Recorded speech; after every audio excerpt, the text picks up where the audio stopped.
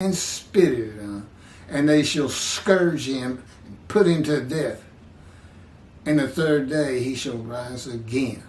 That's Luke the historian. The Hebrew Bible, great scroll of Isaiah,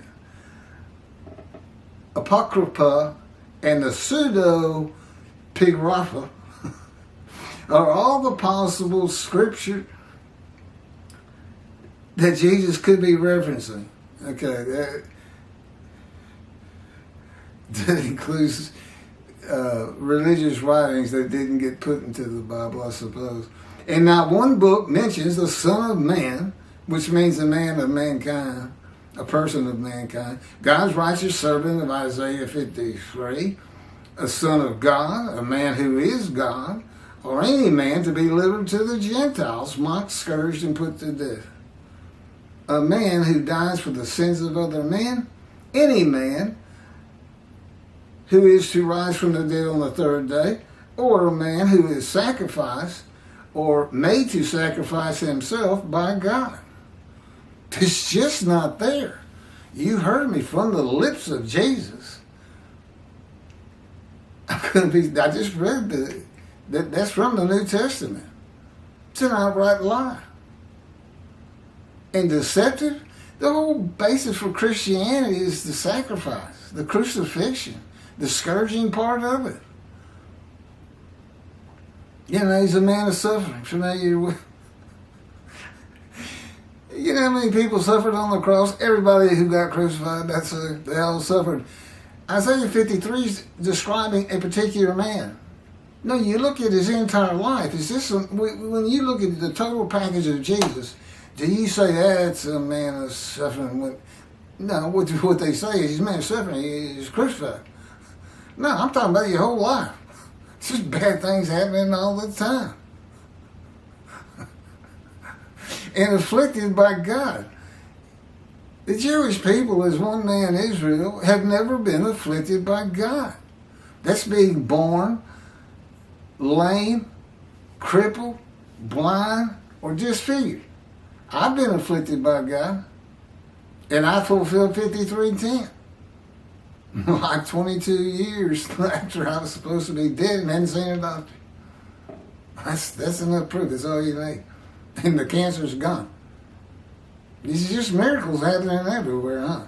You think God hadn't returned to get me ready?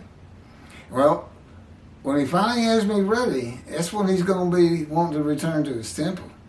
Don't forget utter destruction. He may get tired of waiting on you. If he leaves, the nations are going to get you one day. Utter destruction. Now, of course I don't want that. To me, I feel like it's almost one of my burdens. Okay, we're running out. Let me see if there's anything else important here. It's blurring on me again. Okay, I'm almost done. Okay, y'all can look up pseudegrapha and the other one. That's 2 paragraphs. It is accepted today by Judaism and Christianity that the 4 Gospels are pseudepigrapha and were not written by the disciples Michael, Mark, and John, and the historian Luke. Okay, we're back on. I'm going to try to give you these last 2 paragraphs I just jumped. The Apocrypha, in Greek, that means hidden books, are Jewish books from that period not preserved in the Hebrew Bible, but included in the Latin Vulgate and Greek Septuagint Old Testaments. The Apocrypha are still regarded as part of the canon of the Roman Catholic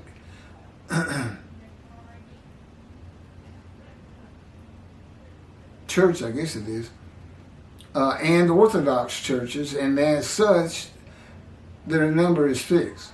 The term pseudepigrapha, Greek, means falsely attributed, was given to Jewish writing of the same period, which were attributed to authors who did not actually write them. This was widespread in Greek Roman antiquity, in Jewish, Christian, and pagan circles alike. Books were attributed to pagan authors and names drawn from the repertoire of biblical personalities, such as Adam, Noah, Enoch, Abraham, Moses, Elijah, Ezekiel, Baruch, and Jeremiah. The pseudepigrapha resembled the apocrypha. I bet I've never tried to learn Greek. In general character, yet were not included in the Bible, apocrypha, or rabbinic literature.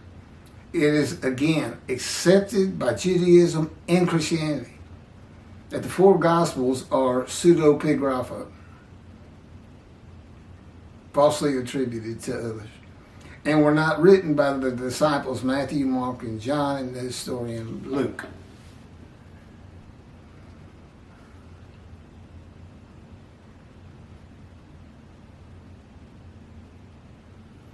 The greatest lie. And not only that, it's doctoring the New Testament. Well, I mean, this how do you say is prophecy fulfilled? How do you say that? Well, all you did was, whoever wrote it just changed it. They had Zechariah right in front of them. And they said, well, we can't have that because he gets crucified. Come on, it's hard enough to fit Jesus into this book without you giving me trouble, slow-mo. That's what they did. They said, we got to make money. How about that story of Jesus? Everybody loves it. It is a good story. But that's what it is. A big story. That's all people had back then. Okay, next up. 18. Personally, I love this one. I think it'll bore most of you to death. Signs and portents. God says you'll like it. He just said that.